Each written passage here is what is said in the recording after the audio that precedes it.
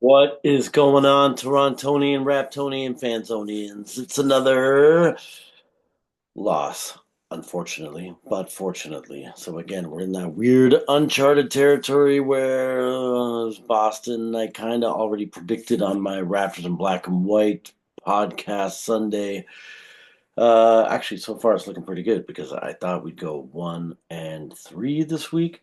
Um, Pardon me. We got the Boston Celtics tonight, which I did chart up to being a loss, and then sadly we're playing the Pacers tomorrow, uh, and it's going to be a back-to-back, second night of a back-to-back, and we're probably going to lose that one too. But again, these aren't necessarily the worst things in the world to be happening to the Toronto Raptors because we've got that fifth spot or fifth last spot, I mean, locked up, the fifth place to get Cooper Flag. Although weirdly in the broadcast tonight they were talking about something about Cooper Flag might stick around another year at Duke and he might return, he might not go into the draft.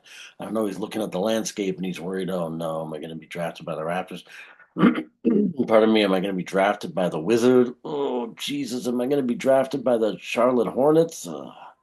So, uh, he may not even come into the draft, but still, it's supposed to be deep. You know, we could deal with an Ace Bailey, Harper.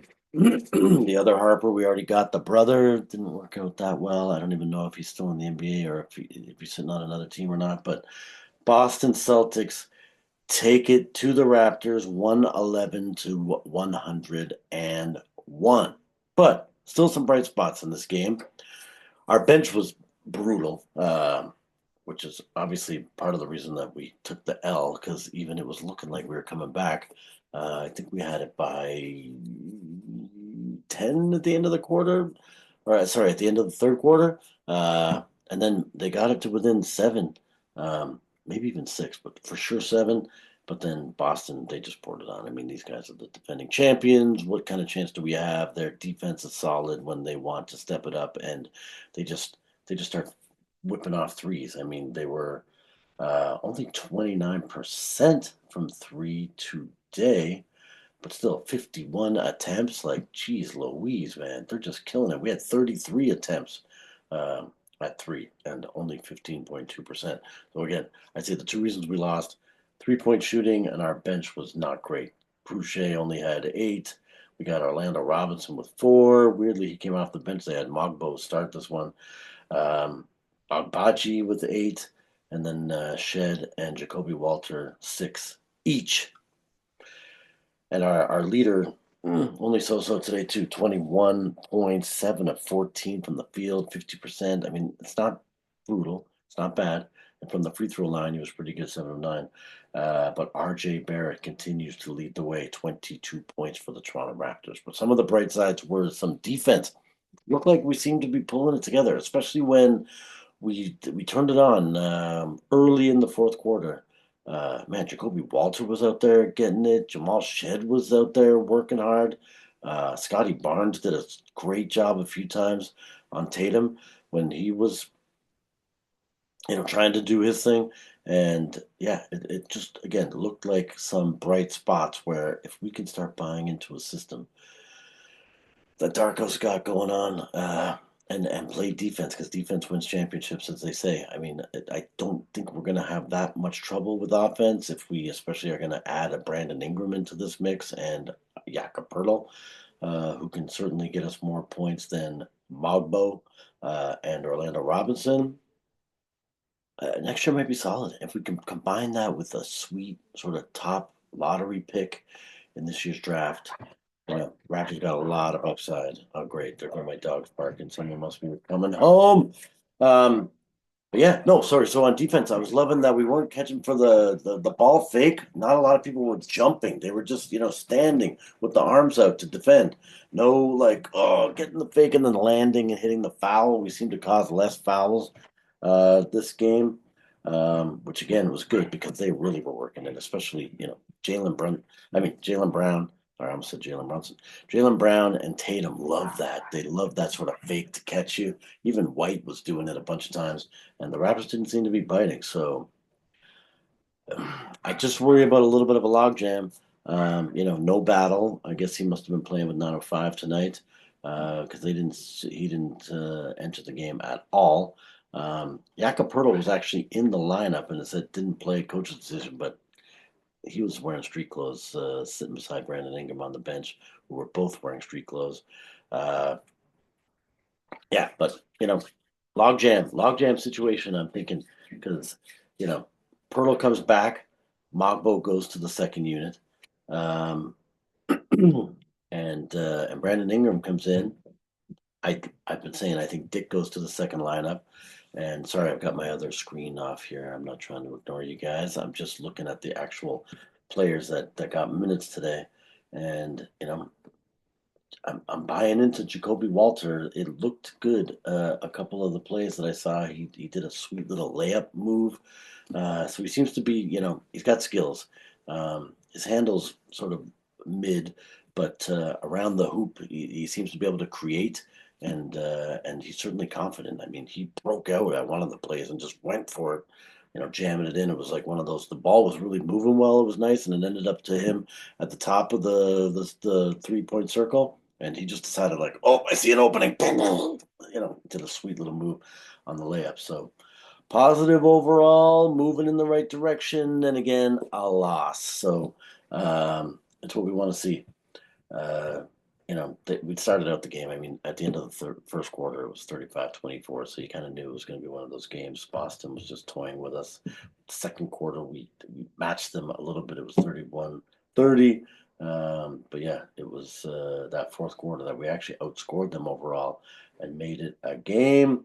It looked like if we could have had an Ingram and Pirtle out there, I think we could have taken this one.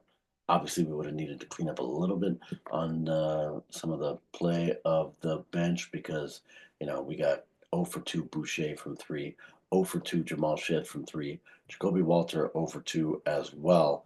It just wasn't a good 3-point night for us all night. As I already told you, 15.2%. That is not going to win you many NBA games in this era. Even Grady Dick was only 2 for 7. And Emmanuel quickly was 0 for 6. That's not good. Scotty Barnes 0 for 5. That's not good. And Mogbo 0 for 2. I don't think Mogbo should be shooting threes, but that seems to be something that they're trying to develop with this guy. I don't know. Again, interesting thought that was brought up on the Raptors in Black and White podcast on Sunday by my partner, Head Swag. He was saying that he thinks, hey, if we get a glut of guys, maybe you trade one of them, you bundle some of them up, which I thought that was an interesting take. Because if we could upgrade somebody that can insert into the starting lineup, awesome, because the trickle down effect isn't the worst. I mean, again, I don't know if RJ Barrett's going to come off the bench. I don't even know if Jakob Poeltl would want to come off the bench. I think Dick at this point would be fine with it. Barnes certainly isn't going to want to come off the bench, so I don't know where you're going to jam someone in, but maybe they're in the package going out. Although I'm liking them. I'm liking. RJ Barrett seems to be the one on the bubble all the time. And why would we get rid of the Torontonian homegrown Fanzonian? I mean, my gosh, this guy, yes, I've said he's from Mississauga. We won't hold that against him, but he's still GTA, and definitely loves playing in Toronto. I mean, his stats are crazy. They were saying he's averaging 25, 7 assists, or 7.3 assists or something, and 5.5 rebounds when he plays at home in Toronto. Awesome. So again, yeah, I don't want to give up on that guy because he's still young. He's still, moving up. He's our second highest pick on the team. We've got Ingram was drafted second overall, uh, and RJ was third overall because Barnes was fourth. I think Jakob Poeltl was fifth, and then I'm gonna take a guess that Dick is next. I don't know when Emmanuel quickly was drafted. I was trying to look them up the other day online, but it was annoying. They only had when the Raptors have drafted people, not when the Raptor players were drafted. So I guess I got to go to the Knicks and look at their drafts. So I'm gonna have to dive into that and check that out. But if we could trade for like an awesome sixth man, someone like a better than Boucher, like I don't know who's the example out there. Maybe even White on Boston is one of those kind of guys. Did he start tonight? Oh, Derek White did start tonight, um, but that's probably because Christoph Porzingis didn't play. Drew Holiday also didn't play, so that could be why their lineup. Yeah, so like a nice Derek White kind of sixth man guy. Interesting. We take like I don't know who though. Do we take a Battle? I think Battle's a diamond in the rough though. I'd like to keep a Battle because he's on such a cheap contract, and it'll help with that second tier salary cap situation. But maybe we take like an Agbaji and a Jacoby Walter and trade them away. I don't want to lose Boucher. But maybe we think that Robinson could be a good backup center, and we take like a Mogbo and an Agbaji and a Jacoby Walter and package them off into a sweet little six man, and then suddenly we've got you know Pirtle, Barnes, Barrett, quickly Ingram as our starters, and then X Factor six man person, Boucher, Robinson, Shead, and Dick coming off the bench. It's a pretty sweet lineup with Battle kind of sprinkled in there when we need some 3-point shooting. It's not a bad idea. It's not a bad idea. So maybe that's what we're going to see. But anyways, thank you guys for watching. I really appreciate it. This channel is all about just getting together and celebrating the wins and commiserating in the victory or in the losses. But I can't get too upset these days about the losses. We're heading towards a better draft pick. Quickly before I let this go. Oh no, what happened? I'm so sorry. I was so close to doing that quickly and seamlessly, and then of course the mouse just clicked on something different and it went to a totally different screen. My gosh. Yeah, I mean, we're 3 ahead of Philly in the loss column. So, although they do suck, and there is talk there that Embiid's going to be shut down. Paul George is lame.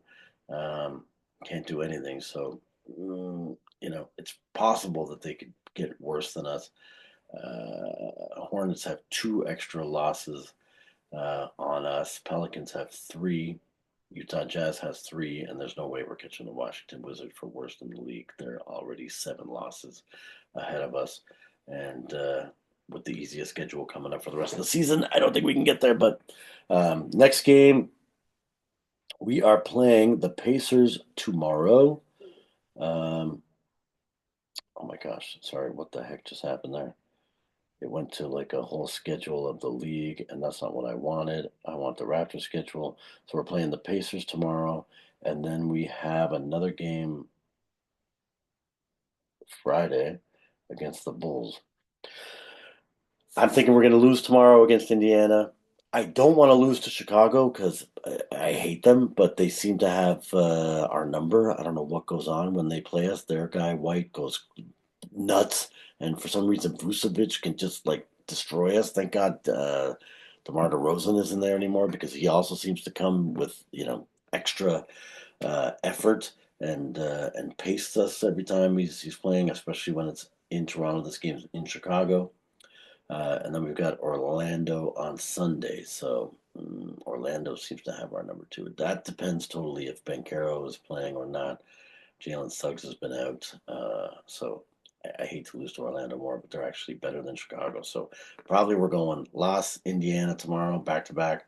Loss to the Bulls at Chicago, and probably another loss to Orlando. But again, good news because we play Orlando again. Then we got Utah coming up, who we should pummel.